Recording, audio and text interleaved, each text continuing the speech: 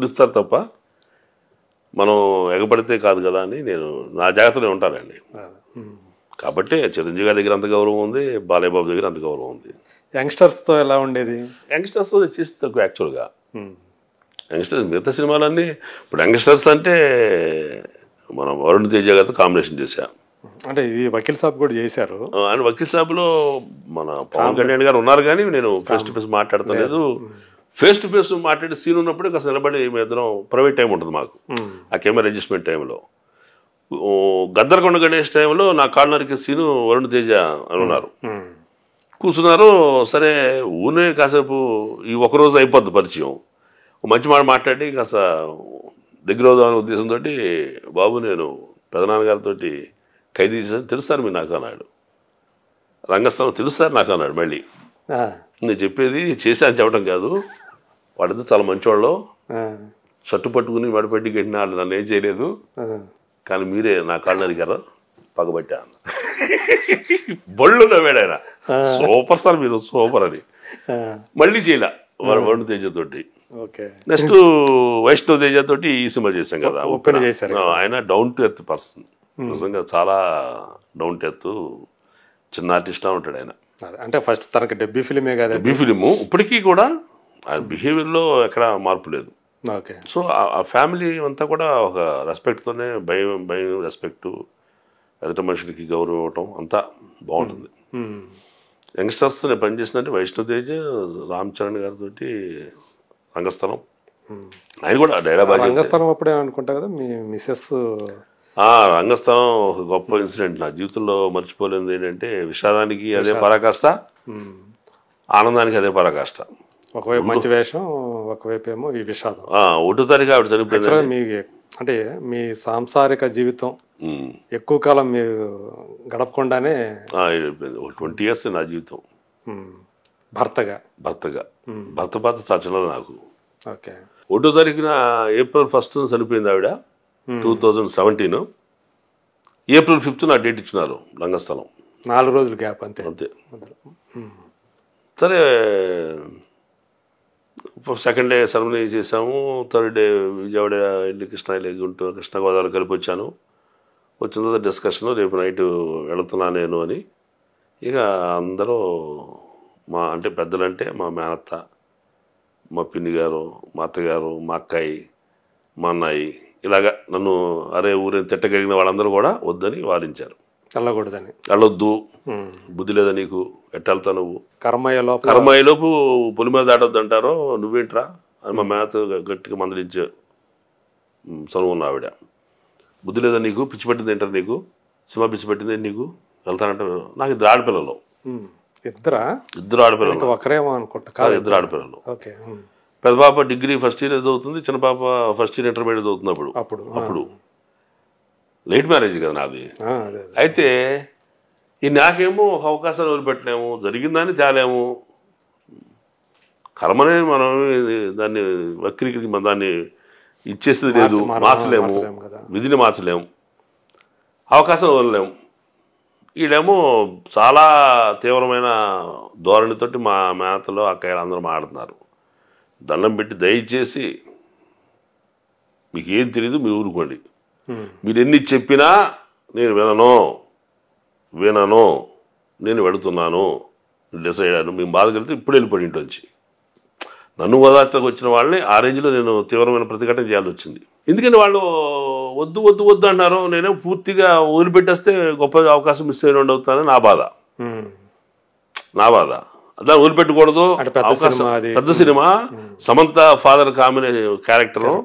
ఎన్ని సినిమాలు పనిచేస్తే సమంత ఫాదర్ అవుతామండి? ఫాదర్ అవ్వాలంటే కొన్నేళ్ల సర్వీస్ మనకు ఉండాలి, ప్రజల్లో రికగ్నేషన్ ఉండాలి, దర్శకుల దగ్గర గుర్తింపు ఉండాలి, నేను చేయగలను నమ్మకం రాసే రైటర్కి ఉండాలి, డైరెక్టర్కి ఉండాలి, అందరికి ఉండాలి. సో అది 2వ సినిమాకి వచ్చింది భాగ్యం. అది ఎందుకు వచ్చిందంటే చిరంజీవి గారితో ఆ సినిమా చేయటం, సుకుమార్ గారు నన్ను పిలిపించడం, నన్ను మాట్లాడించడం, నాతో మాట్లాడడం, నేను రైటర్, నన్ను గౌరవం అంతా కలిసి వెరసి అది తండ్రి పాత్రకి వెళ్ళా.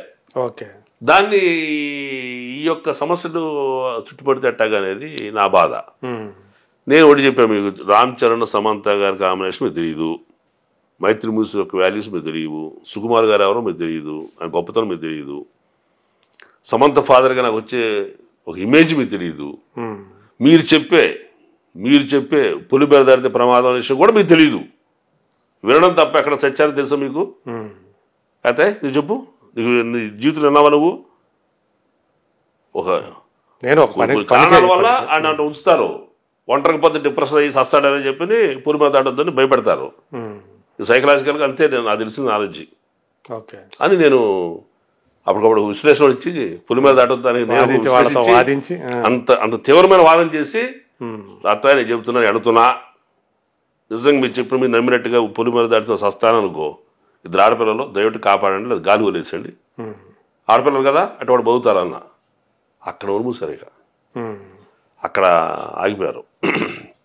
మా అన్నయ్య సరే మీరు ఒత్తిడి చేయమాకండి, పెద్దబాబు డిసైడ్ అయ్యాడు కదా అండి, వస్తాడులే ఏమవుతుంది అని మా అన్నయ్య కొంచెం ఇక అందరు ఆగమని చెప్పడంతో సరే రా నీ ఇష్టం ఇల్లు అన్నారు. నేను బిక్కుమంటాను వెళ్ళా. అంటే యాక్చువల్గా ఆ టైంలో కొంతమంది మీకు వ్యతిరేకం అయ్యారు బాగా. మొత్తం మహిళా జాతి అంటే నన్ను తిట్టే స్థాయిలో నా అక్క బంధువులు ఎంత సర్ది చెప్పినా మనసులో అయితే వాళ్ళ అలా ఉంటుందిగా, మూర్ఖంగా వెళ్తున్నాడని. అయితే నేను ఆ సందర్భం ఏం చేశానంటే, మీరెవరు డెసిషన్ మేకర్స్ కారు, ఈయన నా ప్రయాణానికి డెసిషన్ మేకర్స్ నా బిడ్డలే. ఎందుకంటే రేపు పొద్దున వాళ్ళ నిర్ణయంతో నేను వెళ్తా, వాళ్ళ నిర్ణయం బట్టి నడుస్తా. వాళ్ళు వెళ్ళమంటే వెళ్తా, లేదా మానేస్తా. రేపు పొద్దున వాళ్ళు వెళ్ళమన్న తర్వాత నాకు ప్రమాదం జరిగితే ఈ డెసిషన్ మేము తీసుకున్నాం, మా కర్మ మేము రాసుకున్నాం అని వాళ్ళు ఫీల్ అయితే కాన్ఫిడెంట్ పోతారు. లేకపోతే మా నాన్న అంతమంది చెప్పిన వెళ్ళాడు, అమ్మ వారంలో చనిపోయింది, నాన్న మూర్ఖత్వంతో చేసుకున్నాడు, మా జీవితం నాశనం చేస్తారు, జీవితకాలం మమ్మల్ని నన్ను ద్వేషిస్తారు వాళ్ళు. రండి తల్లి మీరు చెప్పండమ్మా, మీరు భయపడద్దు, నేనేం అరవను, నేను జీవితం మిమ్మల్ని కొట్టను, ఇంకా అయిపోయింది, మిమ్మల్ని ప్రాణప్రదంగా చూసుకోవటమే దేవుడు నాకు వదిలిపెట్టిన బాధ్యత, మీరు ఏ నిర్ణయం తీసుకోండి, మీరు వెళ్ళమంటే వెళ్తా, వద్దంటే మానేస్తా, మీ ఇష్టం అంటే చెరువు పక్క వచ్చి కూడబరుకున్నట్టుగా ఎల్లు డాడీని ఏడ్చేశారండి మీదపడి. ఎల్లు డాడీ అని అంటే నన్ను టోటల్ నమ్మారాలు. అదే తల్లి మీకు ఇంక అన్యాయం జరగదు,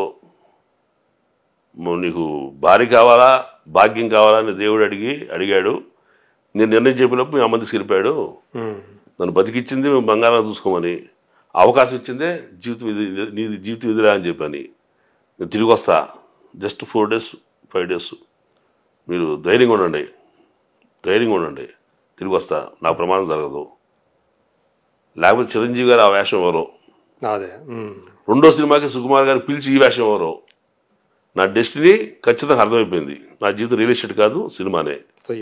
మీకు వచ్చిన ఆఫర్ అదే రంగస్థలమే.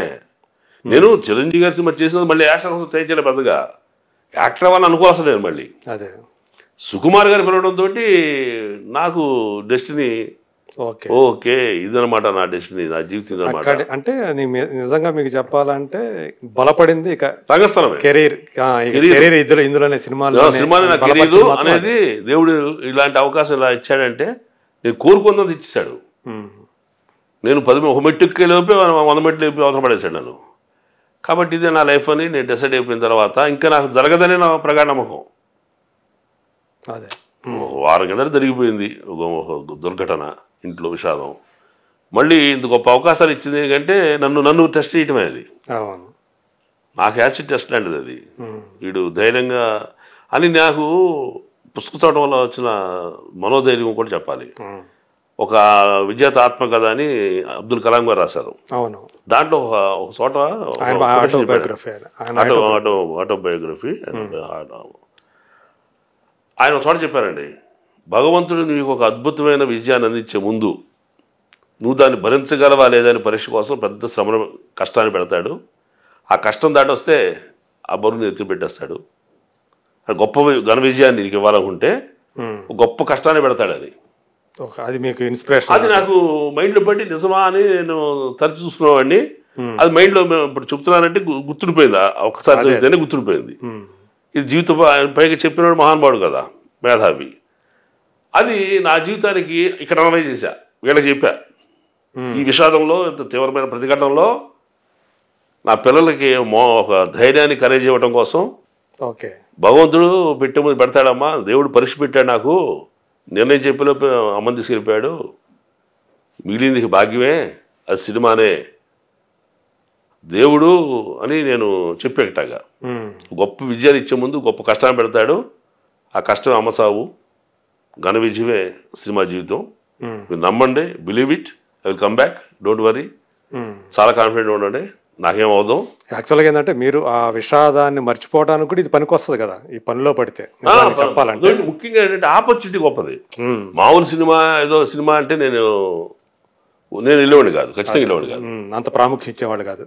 అది సుకుమార్ గారు first combination, Ram Charan and Samantha first combination, heroine father గా నాకు గొప్ప ఎలివేషను, ఇన్ని రకాల హిట్ కాంబినేషన్స్ ఉన్నాయి అక్కడ. ఒక మంచి అవకాశం, మంచి గొప్ప అవకాశం మళ్ళీ దక్కంది. మరి 6 ఏళ్ళు నేను జాంబిరెడ్డిలో అయ్యాక తప్ప హీరోయిన్ ఫాదర్ గా మళ్ళీ ఎక్కడ హీరోయిన్ ఫాదర్ చేసిన వాడిని కాదు. అట్లా రెండో సినిమాకే సమంత టాప్ యాక్టర్స్, ఆవిడ మన రామ్ చరణ్ గారు. So I don't want lose that opportunity, great opportunity. తీరా వెళ్ళాను, తీరా వెళ్తే అక్కడ పెద్ద సమస్య ఏంటంటే రామ్ చరణ్ గారేమో అయ్యప్ప మాల్లో ఉన్నాడు అప్పుడు, నేనేమో మైల్లో ఉన్నా, భార్యకి కర్మకాండ చేసి ఎక్కడ కూడా ఆయన చేయి తాకుండా, సెకండ్ ఇవ్వకుండా, దూరం నుంచి ముళ్ళకంచి అడ్డు పెట్టుకుని చూసుకుని ఆయన అక్కడ కూర్చుంటే ఈ దూరంగా పక్క దొడ్లోంచి మా ఇద్దరికి మధ్య ఇంత ముళ్ళకంచులు, ఈ పక్క ముళ్ళు, అంటే ఆ చేయి ఇచ్చినా అందుకోలేని దూరంలో, బాబు పర్వాలేదు కూర్చుని అని వెళ్ళిపోయాడు. అట్లా జాగ్రత్తగా ఎక్కడ ఆయన తాకల, అట్లా గడిపి దాన్ని అట్లాగే పాటించారు. అంటే సీను వచ్చింది కూడా గుర్తులేదు కానీ ఎక్కడ తాగినట్లేను. మొత్తానికి అట ఈ దినం కోసం ఉంచిన గడ్డం ఆ తాగుబోతు పాత్రకు సరిపోయింది. జీవితంలో ఉన్న విషాదం నిషాగా మారింది. నిజంగా తాగేసారేంటి? నిషా మారిందంటే మొహంలో ఉన్న ట్రాజిడీ, ప్యాథటిక్ కండిషన్స్ తాగుబోతులా కనిపించాం. నా జీవితంలో జరిగిన విషాదం నిషా పాత్రకు ఉపయోగపడింది అంటున్నాను నేను. మాసిపోయిన గడ్డం అది కొంచెం మేకప్ వేయగానే లుక్స్ సరిపోయింది, మ్యాచ్ అయింది. సో అలాగా ఆ సినిమా ఒక అద్భుతమైన, అయితే సంవత్సరం పాటు నాకు ఆ సినిమా ఏమవుతుంది, ఎంత కష్టపడి చేస్తున్నారు, ఎంత శ్రమపడి చేస్తున్నారు అంటే టైం తీసుకుంటాడు డైరెక్టర్ 1 year పెట్టింది.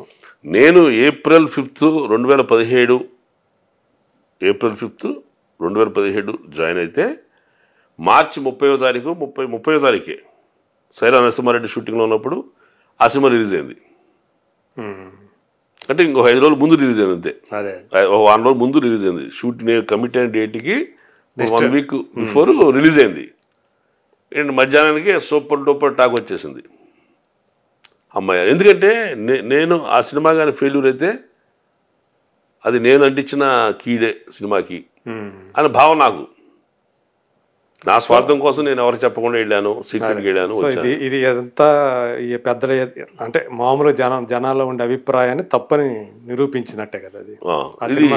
ఇది ఒక రకంగా నాకు ఒక జూనియర్ ఆర్టిస్టు సినిమా చేస్తున్నగా పోలీసు క్యారెక్టర్ చేస్తున్నాడు అతను, పిల్లడు జూనియర్ ఆర్టిస్ట్ వచ్చి, సార్ శంకరవిలాస్ ఫిల్మ్ నగర్లో మీ గురించి మొన్న డిస్కషన్ అయింది సార్, ఒక 20 మందిగా కలుస్తుంటాం మేము, అందుట్లో 4-5 మిమ్మల్ని విభేదించారు కానీ మిగతా మెజారిటీ ఆఫ్ ద పీపుల్ మిమ్మల్ని సపోర్ట్ చేశారు అన్నాడు.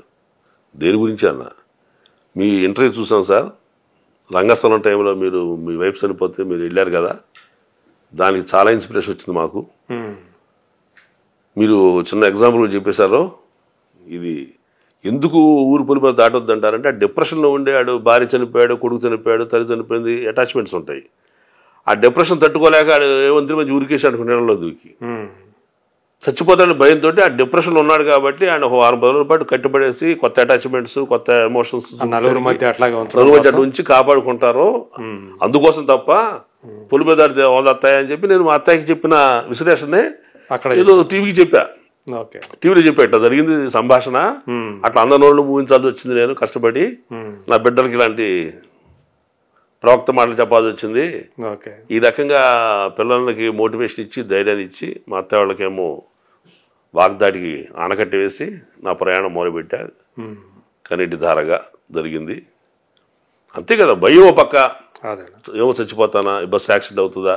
మీ మిసెస్ గారు ఎలా చనిపోయారు? ఆవిడ షుగర్ ప్రాబ్లం అండి. మంచి సమ్మర్ ఆ రోజున బయటకు వెళ్ళి వచ్చింది, షాపింగ్ వెళ్ళి వచ్చారు. వెంట వేటికి తట్టుకోలేక పడిపోయింది. షాపులో కాసేపు రిలాక్స్ అవ్వాల్సి వచ్చింది. బస్సు వచ్చింది షాప్లో బట్టల షాప్లో. అది ఈవిడ బట్టల కోసం వెళ్ళా. ఆడ ఫ్రెండ్ ఎవరో ఒక ఆవిడ, రండి రత్న గారు ఇంట్లో కూర్చుంటే మీరే తోసిపెట్టి కాదు, రండి రండి అంటే వెళ్ళిందంట. నేను అప్పుడు బయటికి వేరే దిగి ఉన్నా, వేరే బయటికి నిజామాబాద్ ఉన్నాం.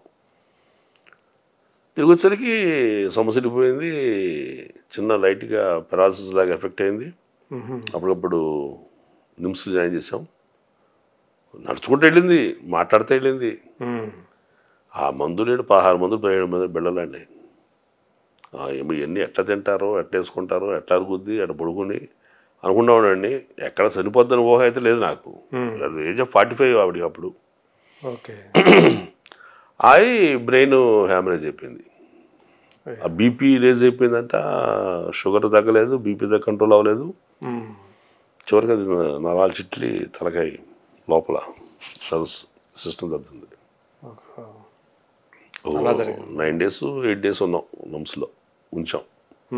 నేనే కాపలా. ఓ పక్క టైం దగ్గరికి వస్తుంది, పక్కన ఇప్పుడు ఇంకా కోమాలో ఉంది, లేగలేదు. ఎవరు పెట్టాలి, ఏం చేయాలి, వెళ్తే బాగుంటుందా, వెళ్ళకపోతే బాగుంటుందా, ఈ రకరకాల సందిగ్ధాలు పడుకు లేస్తుంది. లోపు స్లో వస్తుందిలే అని ఒక హోపు. మొత్తం అన్ని ఒకటి తరగతోటి బికమ్ బిగ్ ఫుల్ ఆఫ్. అంటే కోమాలో ఉండిగానే సరిపోయింది, కోమాలో సరిపోయింది. ఓకే, తెలివి లేదనమాట. లేదు అసలు. అట్లా ఒక నాణ్యానికి బొమ్మ బొస్సు అని చెప్పామే, అట్లాగే ఒక బొమ్మ భార్య అయితే బొస్సు భాగ్యమైంది. సో మొత్తానికి జ్ఞాపకంగా మీకు నూనె మా జీవితంలో అత్యంత విషాదమైంది, అత్యంత గొప్ప ఆనందం కలిగించింది రంగస్థలమే. అదే అదే, ఒకేసారి రెండు వచ్చినాయి. రెండు అనుభూతులు ఒకే టైంలో వీక్లో జరిగినాయి. అది గొప్ప సక్సెస్ అయింది కదా సినిమా. లేకపోతే మళ్ళీ అదో బాధ ఉండేది, ఇంకా ఒక రిగ్రెట్ అనేది ఉండిపోయేది జీవితంలో. నాకు ఉండిపోయేది, ఎవరు చెప్పలేని ఇట్లా ఓపెన్ చేసి వాళ్ళు సక్సెస్ అయింది కాబట్టి మాట్లాడుతున్నా. కానీ అదే ఫెయిల్యూర్ అయి ఉంటే ఖచ్చితంగా నోరు మూసి కూర్చున్నాడు. ఇప్పుడు మీ ఇద్దరు అమ్మాయిలు అంటే నాకు తెలుసు, ఒక అమ్మాయి ఆల్రెడీ సాఫ్ట్వేర్కి వెళ్ళిందని తెలుసు. పెద్ద పాప ఇప్పుడు ఇంగ్లాండ్లో ఉందండి. ఓకే. ఇంటర్నేషనల్ బిజినెస్ మేనేజ్మెంట్ చేయటానికి వెళ్ళింది. ఎంఎస్ చేయటానికి వెళ్ళింది. అయిపోయింది, చదువు అయిపోయింది. ఇప్పుడు జాబ్ ట్రైల్స్లో ఉంది. ఓకే. 2 years అవుతుంది వెళ్ళి, చదువు అయిపోయింది. అక్కడ మళ్ళీ ఇంగ్లాండ్లో ఉన్నారా? England, Leicester city. ఇంగ్లాండ్కి just 2 hours journey. Leicester university, అది లెస్టర్ యూనివర్సిటీలో ఎంఎస్ అయిపోయింది. చిన్న పాప ఇక్కడ ఎంబీఏ పూర్తి చేసింది. ఇప్పుడు జన్పాక్ట్లో జాబ్ చేస్తుంది. ఓకే.